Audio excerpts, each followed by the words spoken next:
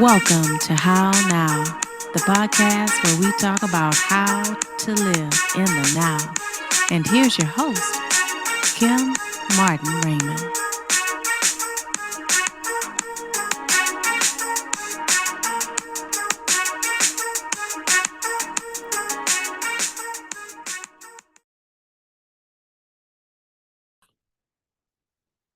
Peace and blessings, love and light, and welcome to this edition of the How Now podcast, where we talk about how to live in the now.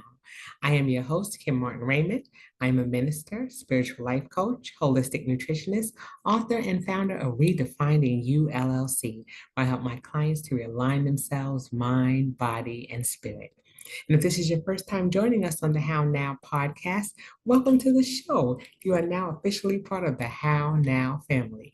Be sure to go to my website, www.hownowpodcast.com.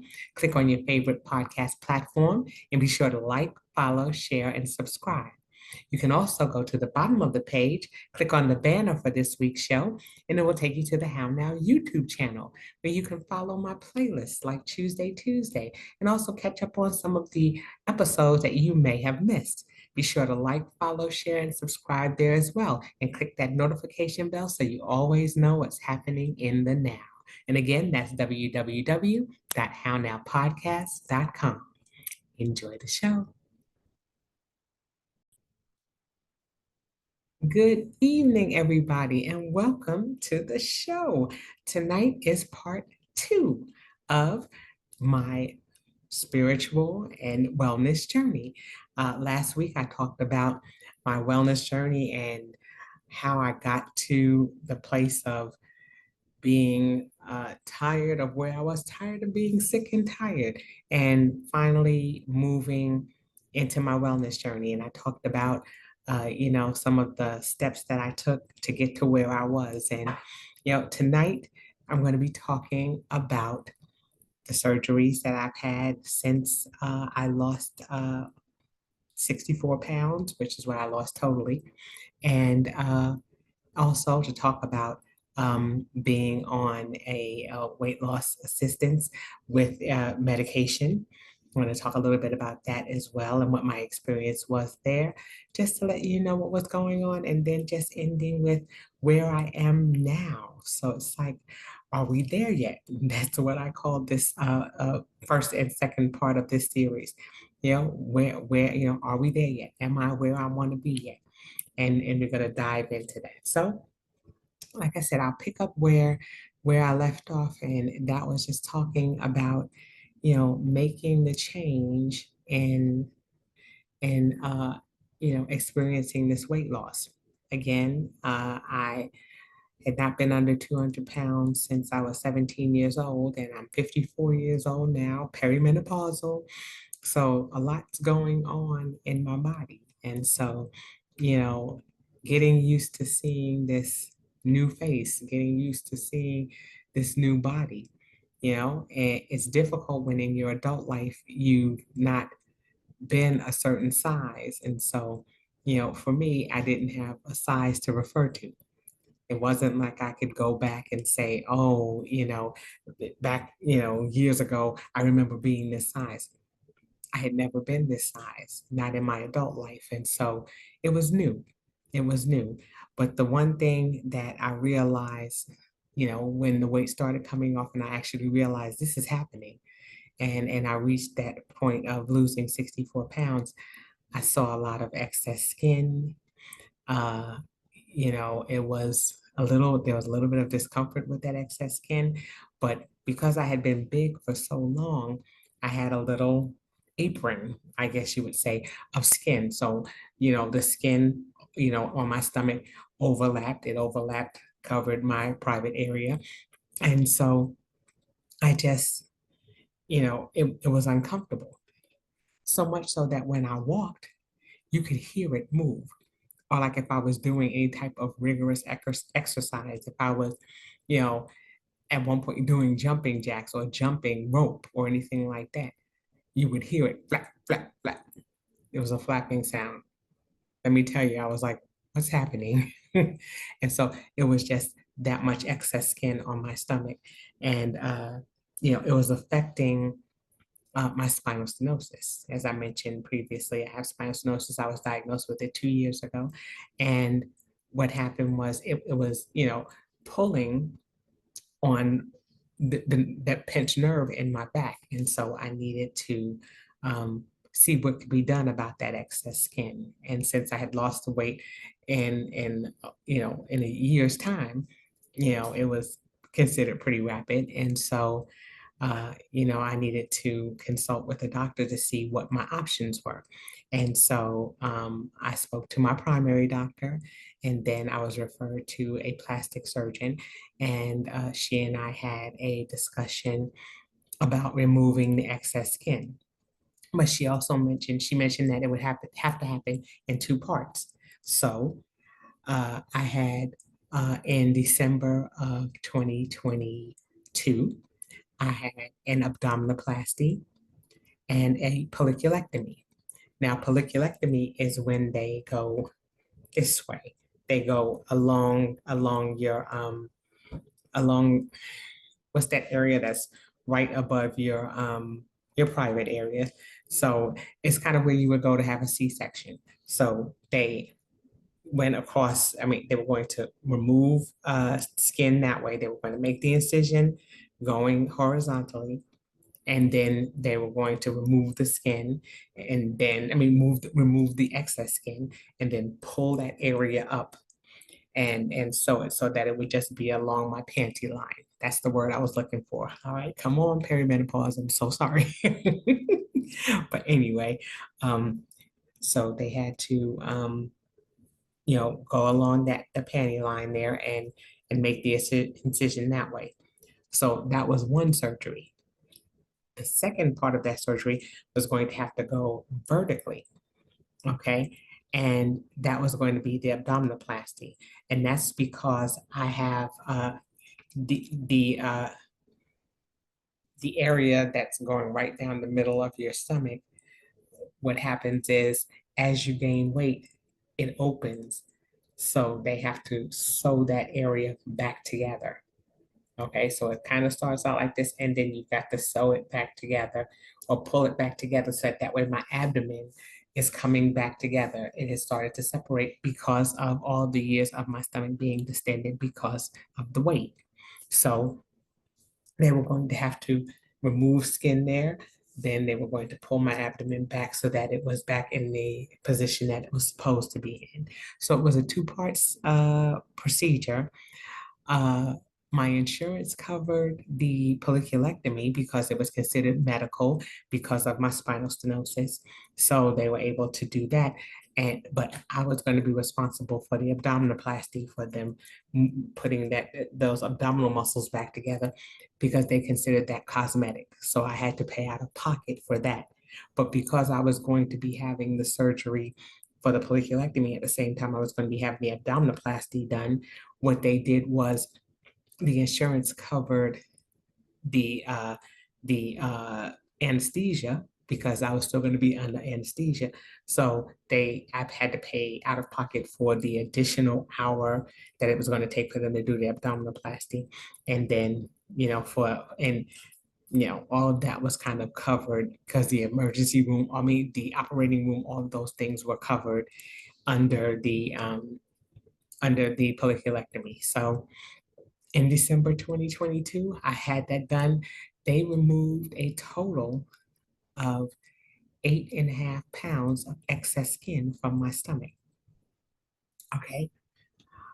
I remember, I mean, and it was an outpatient surgery, and the surgery took about 6 hours to complete. And so, my husband had to be there to make sure that, someone was there to drive me home. Yeah, I made all of the preparations that needed to be made because you had to sleep on your back. There were a lot of instructions that were given prior to going in for the surgery. And one thing that I remember vividly is the night before the surgery, having this feeling of remorse. And I know you may say remorse, what was she remorseful about? Well, one thing that you have to understand is when you're a full-figured person and you've lived in that body for so long. And then, as the years have gone, it used to be a point of shame at one point.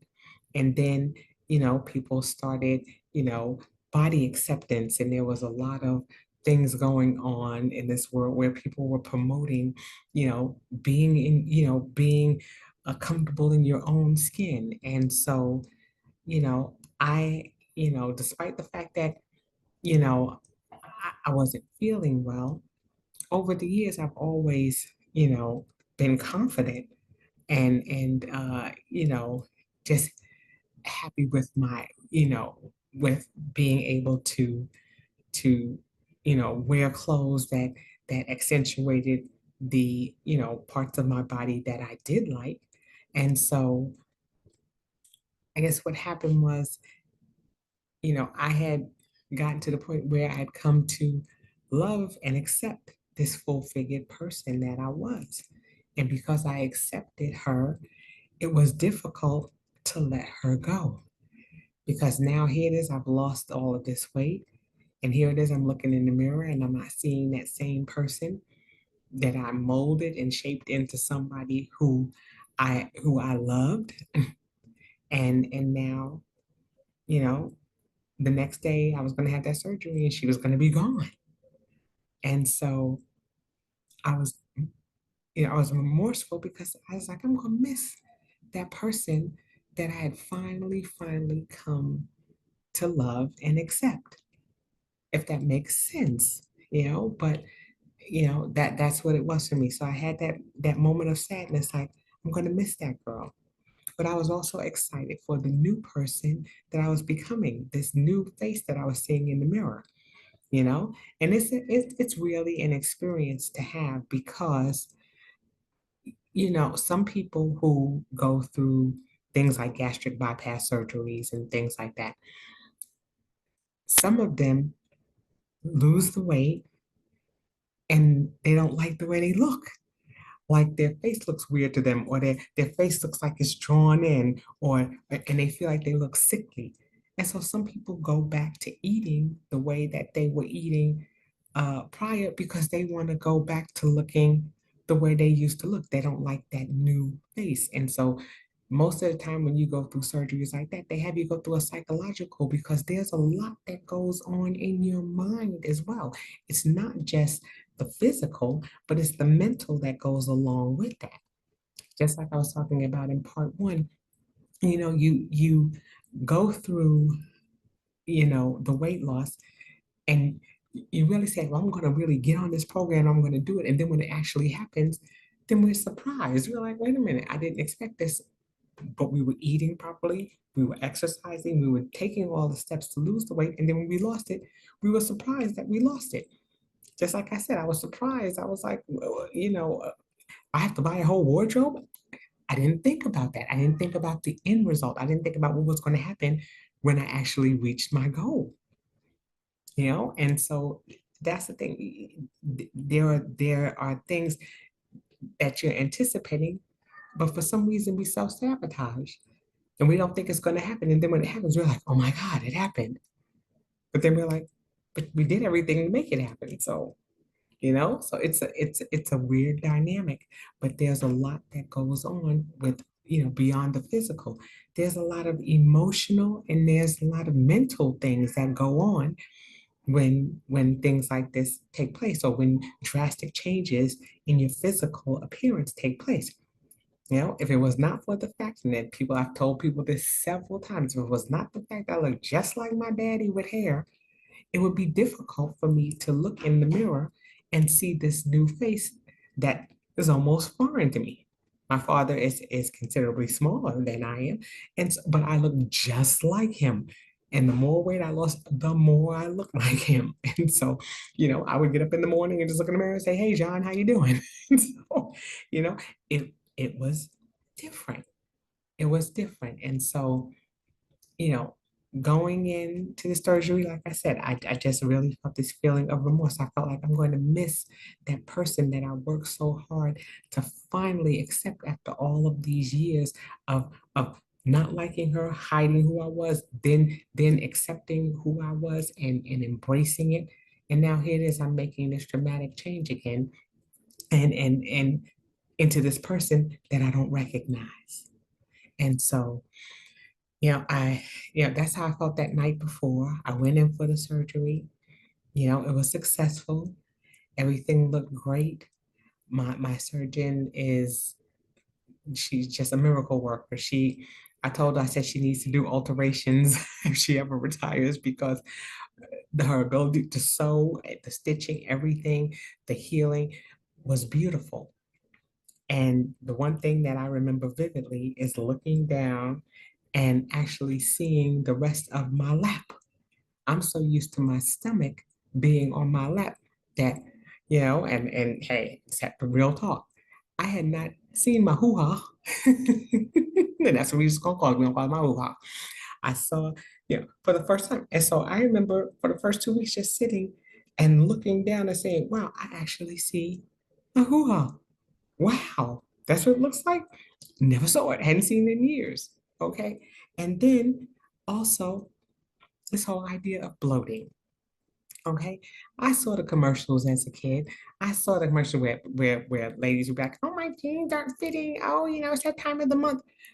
I never experienced that because I had always been big and I never said, oh, I just feel especially fat today.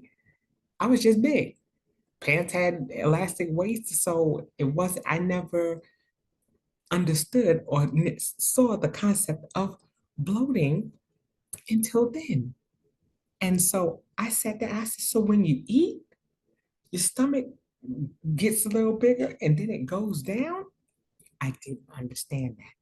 Those who have been big for a bigger portion of their life may feel the same way. But that's how I had no idea. No idea. So I'm looking down and I'm watching my stomach go in and out. And I was like, this is that whole bloating thing they were talking about. So when you eat, your stomach goes out and then it goes back in. I was fascinated. Okay. Totally fascinated. And so, it was trying to get used to that. I'm like, what is happening? What is my body doing? And so I had to get used to that. It's been an experience because even now, here it is, it's a year and a half later, and I still don't quite have all of the sensation back in my stomach, and that's to be expected. And then you expect that the result is going to be, immediate. And because of my age, I had my surgery when I was 51, no, 50, no, 52. I was 52. So people who typically have those types of surgery are in their late 30s, some are early 40s or younger. And so, my doctor told me immediately, she said, you will not see the full results of your surgery until 1.5, almost 2 years later. And that was a long time because, we live in a microwave society. So you always think you're going to see things instantly. Yes, my stomach was flat, but there was still a lot of swelling. There was a lot of bloating that came along with it. There was a lot of because they're cutting into your stomach vertically and horizontally, it's going to take time for those cells to come back together, and for you to be able to have sensation. So for a long time, and even to this day, I still don't have sensation in certain parts of my stomach, and that's to be expected. Things are starting to come back. I'm starting to get a little bit more sensation in my stomach, and that's something that's unusual too. And that's a long time to wait. So the one thing that I want to make clear about people who are considering having surgery is that it's a process, and you have to trust the process. The one thing that you also have to do is make sure that, when you're doing surgeries like this, make sure that you are in a position to eat a certain way, to know that you are going to have to do certain things to keep up with the result of your surgery. So many times we see people have surgeries and they have not changed their eating habits or their exercising habits. They have not changed their lifestyle. And if you don't do that, you can thwart the efforts that were made by by your physician. You went to go and have these changes made to better your quality of life, but you haven't prepared for it. And that's going to always be the running thing to consider as you're going along your wellness journey. It's a lifestyle change. What are you seeking to do to change your lifestyle? You can't do the same thing and expect a different result. What do they say that's the definition of? Insanity. Okay? You can't keep eating the way that you're eating and expect that just because you had that surgery, your body is going to not process the food or do things in a different way. It may take time for it to go back, but it will eventually go back to what it remembers. Our bodies are a beast and they remember things. They remember. That's why you have certain plateaus that you reach because your body is like, oh, this is where we were. Okay, we're going back here. All right, here we go. Okay, so it's a matter of making sure that before you even, consider doing something like that, what are you going to do to you know keep up with the changes that are being made to your body? You cannot do things the same way. Just like people who have gastric bypass surgery and your stomach is smaller, you can't eat the same way that you were eating because your stomach is not the same size as it was. So you have to make sure that you got a plan in place. Everything that you do, think about what's going to happen at the end. And that's with any aspect of your life. That's when even if you're looking to a career, what are you going to do once that career is over? What are you going to do? What is your next step? Where are you looking to go after that? And sometimes we have to look ahead and say, okay, what is it that I want to do? This is what I'm doing right now, but what am I going to do to sustain where I'm at? And that was something that was pivotal, that was key in my recovery. Okay, I made sure that I was at a certain weight before I had the surgery because if you start to lose too much after the surgery, you'll have excess skin again. So you have to take all of those things into consideration. That's why it's so important to have a relationship with your primary doctor, with your specialist, to ask the questions that you need to ask so that way you know what the expectation is and that you're prepared for it. I made sure that I looked at videos. I made sure that I talked to my doctor about what things I needed to have with regards to my recovery, and I made sure that I was prepared. I had to sleep on my back. I'm a side sleeper. So before I even went in for the surgery, I went and bought wedges and I slept on my back for a couple of weeks just so that I could get used to what that was going to feel like. I didn't want to experience that the very first day after I came out of my surgery. So I made preparations. I made sure that I had a table that had all of the supplies that I needed. I made sure that I, you know, looked at videos and saw some of the things that people experience because I just wanted to have more of an idea.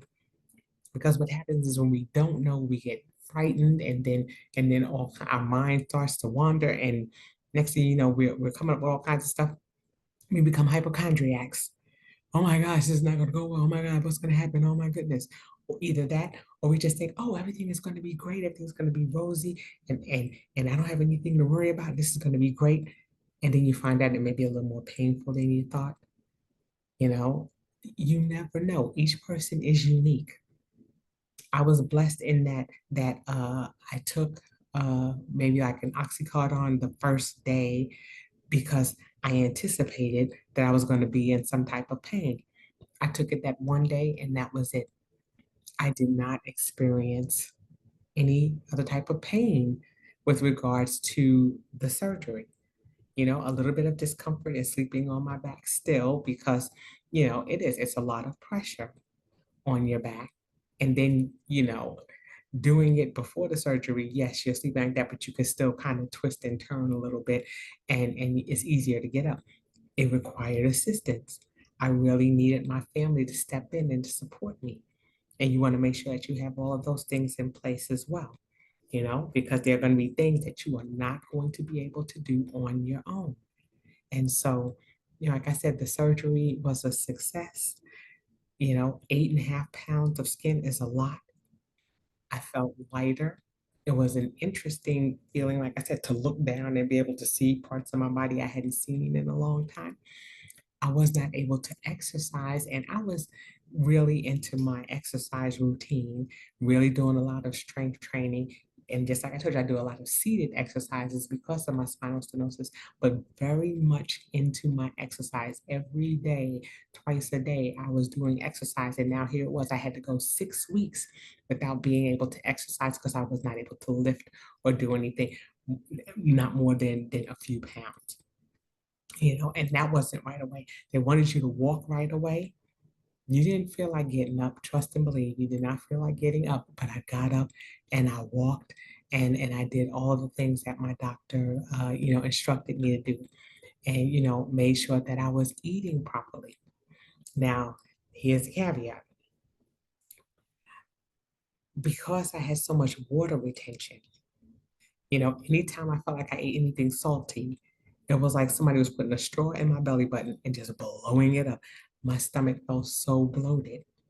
And so I was like, I'm going to stay away from anything salty because I don't want that water retention. I don't like that feeling. It's that bloated, heavy feeling. I didn't want that. And so, in my infinite wisdom, I'm thinking, okay, well, maybe I'll just eat something sweet to kind of offset that. Sugar is a drug.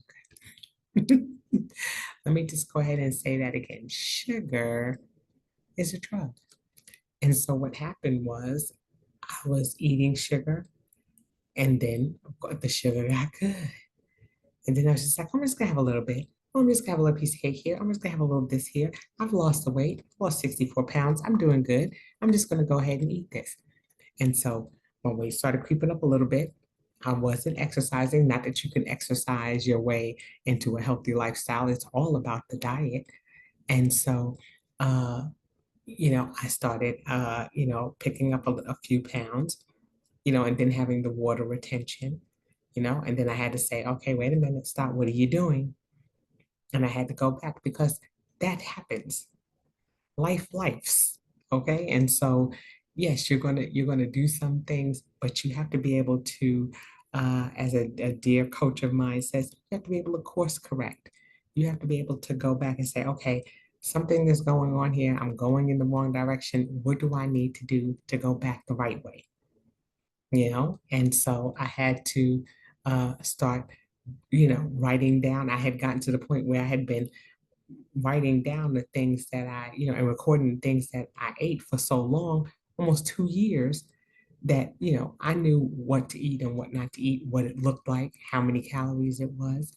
I knew all of those things. And so, I had to go back, get out my paper and pencil again, and start writing down the things that I ate. And I said, oh, okay, now I see where I've been, making my little stumbling, my stumbles. So I started going back in and started, making some adjustments to my diet.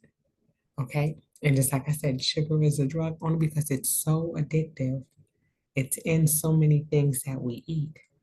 And it was really taking a toll on my blood sugar, which I had gotten under control. I had got my blood sugar down to a 5.7. So it was out of the range of diabetes. They had taken me off of my metformin, so I had not been on any medication. And that was a conversation that I had with my physician a long time ago. I said, my goal is not to be on any medication. My goal is to just take a multivitamin as a supplement during the day, and that's it. I was vitamin D deficient, so I wanted to take my vitamin D and my B12 and just take a multivitamin, and that's it. And I had gotten to that place. But when I had gone back for a visit a couple of months after my surgery, we started to see my blood sugar creeping up a little bit. And I was like, oh no, oh no. And it's like, I was like, this is not, I don't want to be put back on metformin. And she said, well, if it keeps going up, we may have to put you back on metformin. And I was like, no, I'm not going back there because, this is a lifestyle change. And my goal was to not be on any medication. And so that's where she said to me, hey, um, there is this drug that people are beginning to take, and it is called Ozempic. And so I had just heard little rumblings about it, but didn't really know much about it. And my physician knows that I'm a person who asks questions. So she was like, well, go ahead and research it and start looking into it and just tell me what you think. Because I think that this may be good for you. It may help you lose those few little pounds that you gained back, but it is also going to help with your diabetes. And so I was like, we talked about not being on any medication. So no, I don't know if I want to do that. But because it was going up and I did not want to get on back on metformin, I began taking Ozempic. So I started taking it in June of 2023. And I took it from June until November of 2023. So I was on Ozempic, I was taking it. I lost a total of 11 pounds and my A1C went back down to 5.9. And so, things were looking good. And I was like, okay. But at the same time, I had been hearing things about Ozempic. I had been hearing about side effects. It gave me terrible gas when you first took the injection. And I went through a cycle during that course of time. I started at the 0.25, then the 0.5, and I think I went up to 2 milligrams. I think was the highest that I went. And then I stopped taking it for two reasons. One, like I said, I didn't want to be on this drug for the rest of my life. It was not cheap, even though my insurance covered it. It was reasonable, but still, it was not. I was like, I don't want to be paying this much every single month. And then for how long? For the rest of my life? And so, I took it. Like I said, it gave me gas. I was not happy with the gas. And, I was not happy with necessarily the price and the fact that I didn't want to do this for a lifetime. And it almost reminded me of when I was doing the Optavia. I didn't want to be eating packaged food for the rest of my life. I need to make a lifestyle change and I wanted it to be something natural. I wanted it to be something sustainable. And what happens if something happens with my job or something happens and I'm not able to finance that? What am I going to do? So whatever I was doing, I wanted it to be something that I can do, and that I can sustain throughout my life without it having to become a financial burden or to become a financial issue. So I stopped with the Ozempic and let me see what happened. Well, like I said, the first reason was of course, for the cost and like I said, some of the side effects that I was having. And then secondly, I had spoken with my plastic surgeon because now that we had had the weight off of my stomach, my breasts became an issue. I was at H cup. Yes. For those who didn't hear me, I said H. H, like HIJK, yes, H. And so I was an H cup, and my uh, plastic surgeon said, you know what, also what's going to help with your spinal stenosis is to do that breast reduction. So they scheduled me to have a breast reduction, and I had that done in December of 2023. So I stopped the Ozempic in November of 2023 because I know that it slows down your body's ability to metabolize food so it stays in your system longer, so you stay fuller longer. And so I know that they put you on anesthesia, and I didn't want food sitting in my stomach, going to anesthesia, and the next thing you know, I asphyxiate, and something happens to me, and then I'm dead. Okay, So I didn't even want the drug in my system anytime close to when I was going to have that surgery, which was taking place in early December. And so I stopped taking the medication. She said, "Oh, you can stop taking it a week or so before." I stopped the whole month and I did not renew my prescription afterwards. I told her, I said, "You know what? Since I'm at this stopping point, I'm just going to go ahead and stop. I'm not going to renew my prescription. I don't want to continue to take the medication because I'm hearing about all of these side effects and things that are happening and people getting Ozempic face and Ozempic butt and all these other things." And I just was like, I don't think that I want to do that. I don't think that I want to, become part of that. I'm like, again, I don't want that to be my existence. I don't want that to be a part of my life. And then what happens if I can't afford it? What happens if, like, I see so many people who weren't able to access it? Now, mine was for my diabetes, and it did take my diabetes down. So I felt like it did its job, and I went back 2 times after that to my doctor, and my blood sugar was still maintained because my diet was back to what it was supposed to be as well. And so I was like, okay, I'm good. And so I stopped with the medication and just continued with my eating better and my strength training.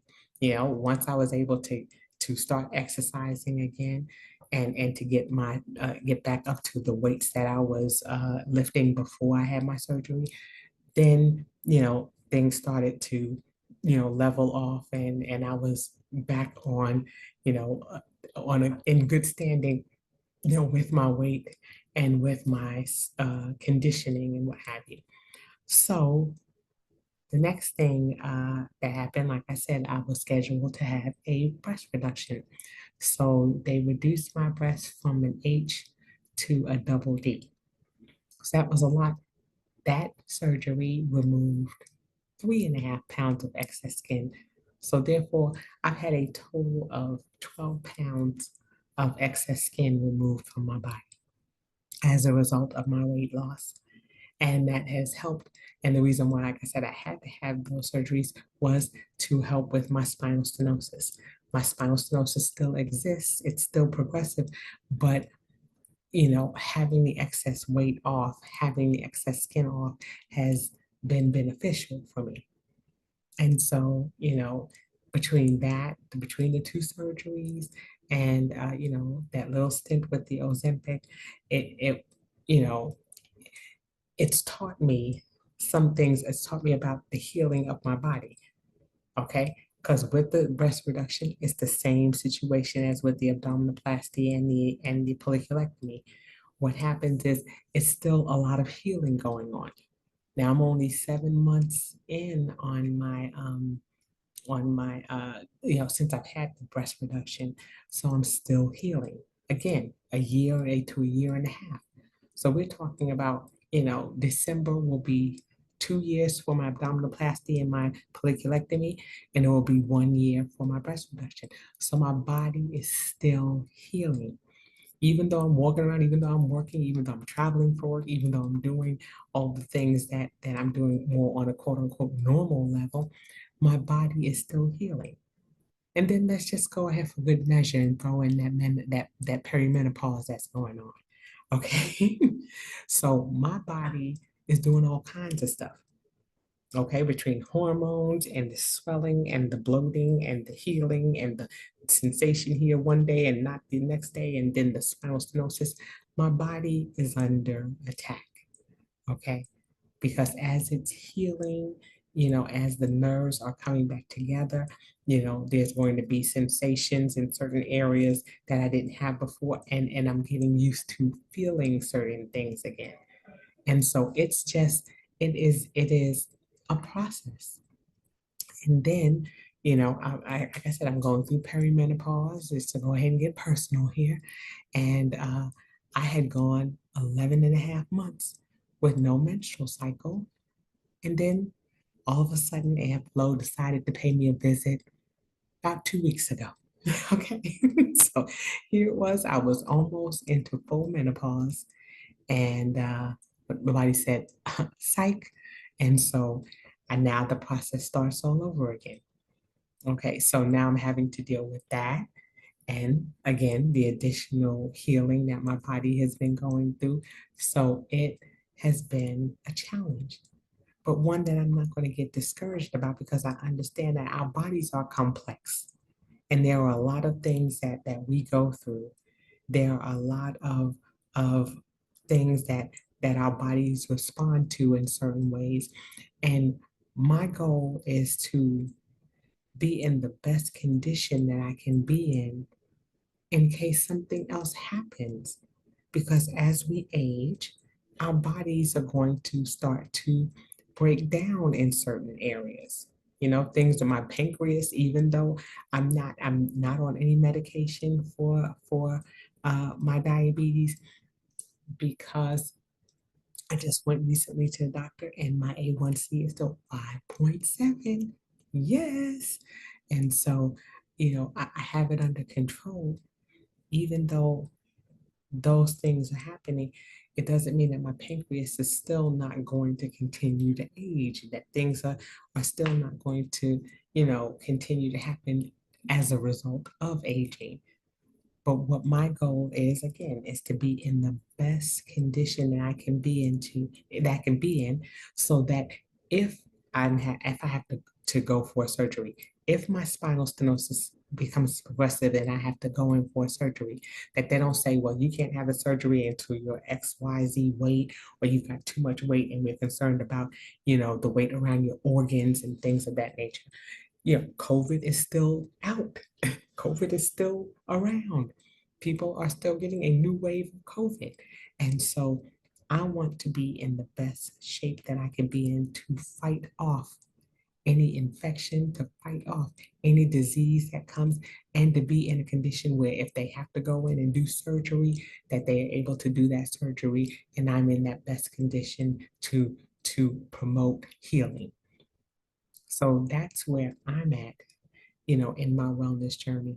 It's not just about the, physical in that regards, but it's also about, making sure that I'm in a position to fight off and stave off any infection that can happen.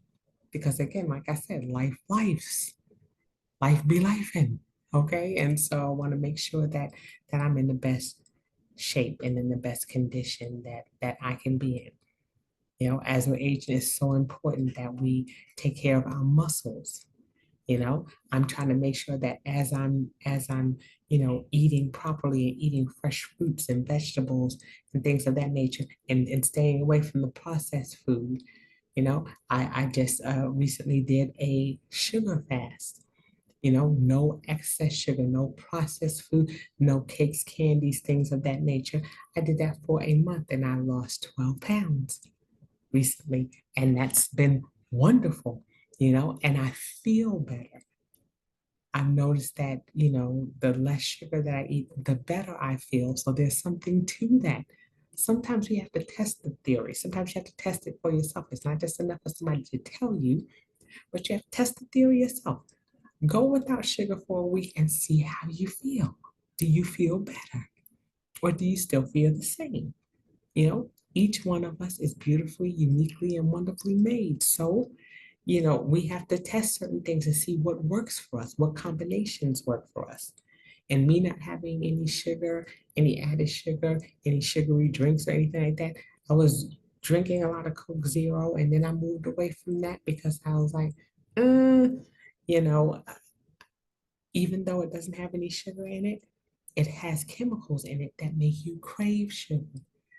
So we have to be careful about making sure that we know what things do. If it says it's not doing one thing, or it doesn't have one thing, what is the replacement that's making it taste like it does? And how is that affecting our body? So those are things that we have to be able to research, that we have to be able to look into. That's why I said I took uh, the course to become a holistic nutritionist, because I wanted to know what happens when food enters my body. I wanted to understand what the dynamic was behind that. Because of course, when you know better, you do better. And so it was important for me to understand, you what certain foods do. And so, you know, having the surgeries, making sure that I'm not doing anything to, you know, thwart again all the efforts that my surgeon put into helping me to achieve, you know, what I wanted to achieve with regards to removing that excess skin.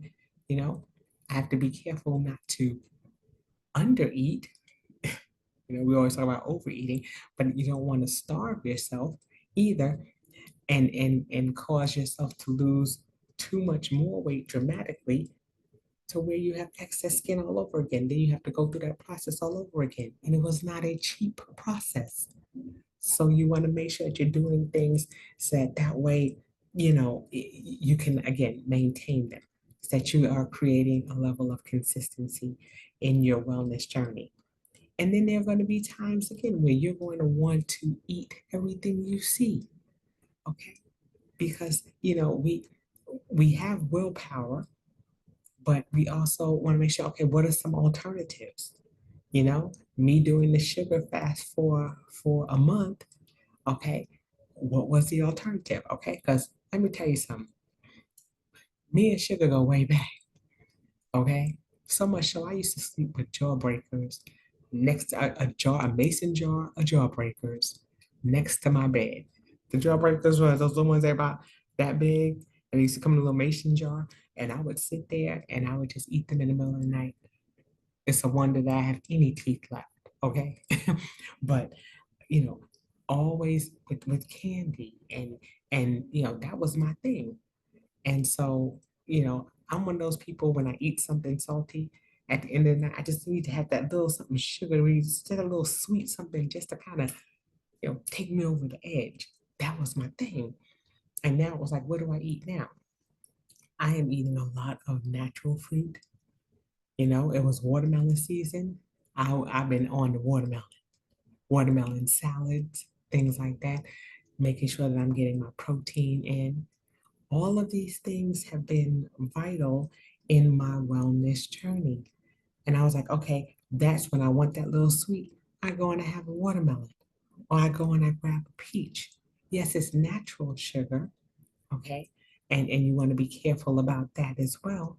But it was like, drink your water, make sure that you're eating enough proteins that it satiates you to where you're full.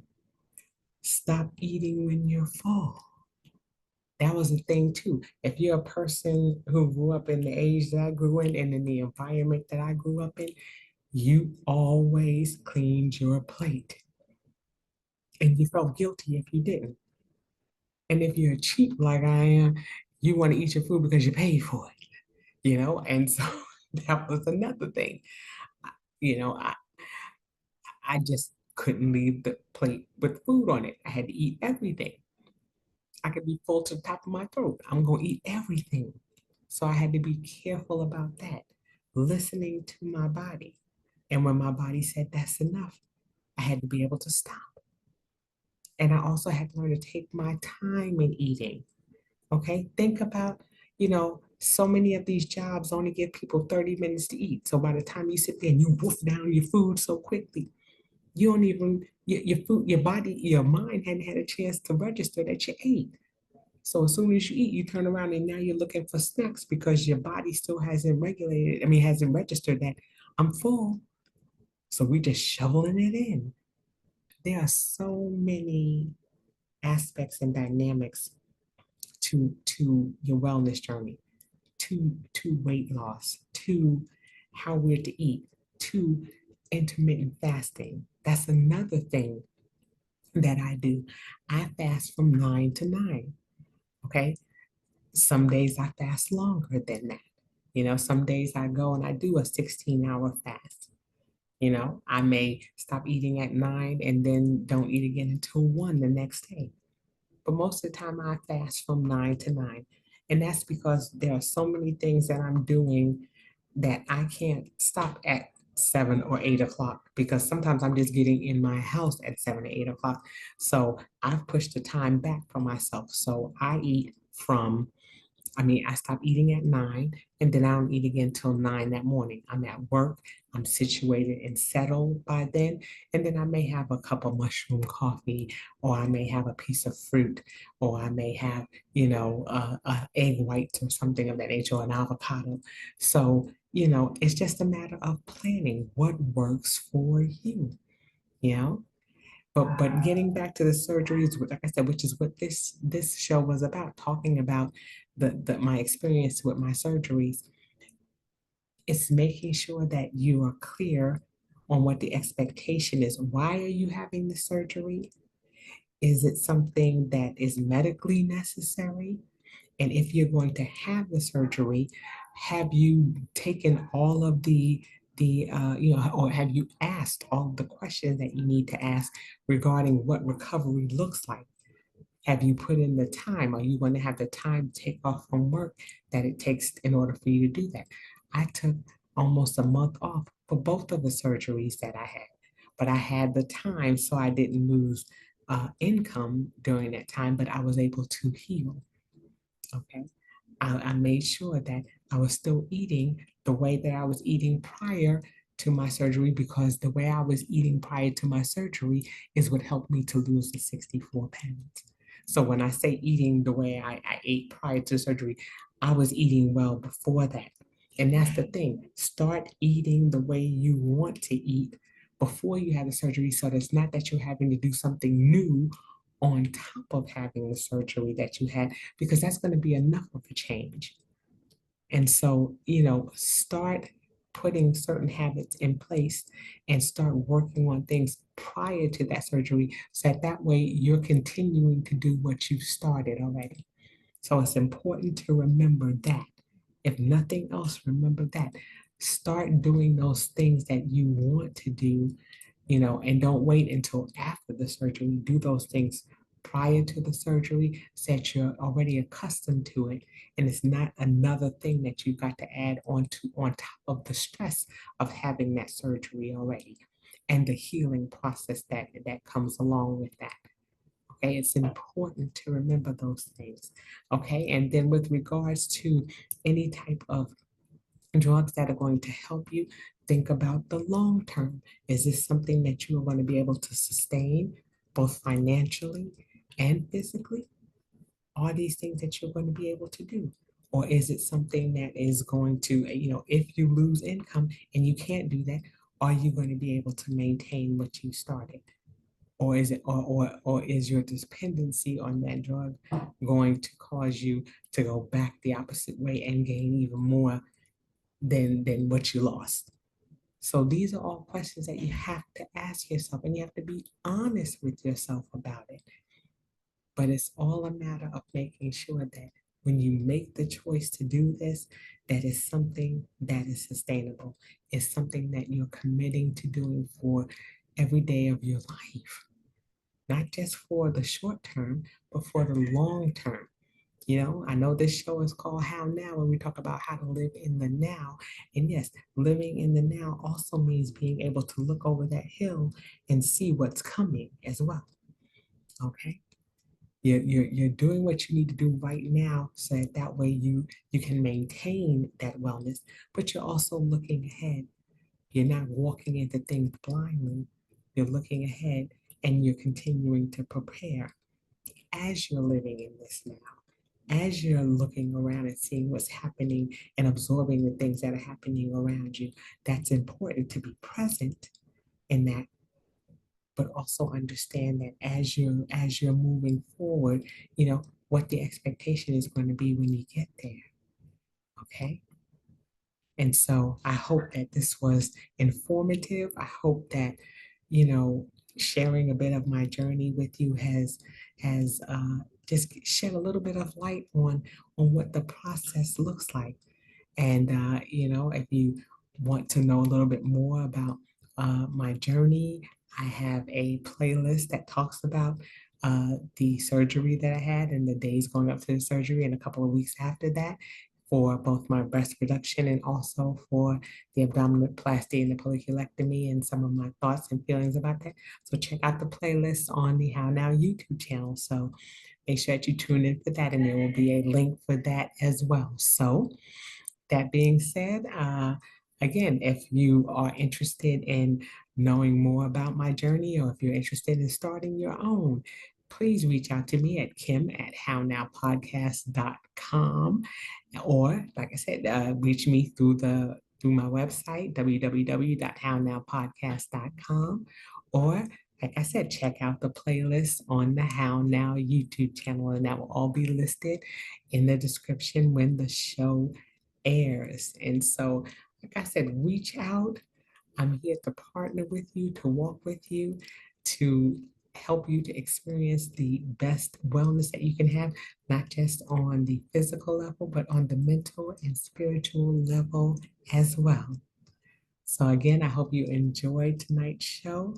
And like I said, please comment, like, share. Again, subscribe to the channel.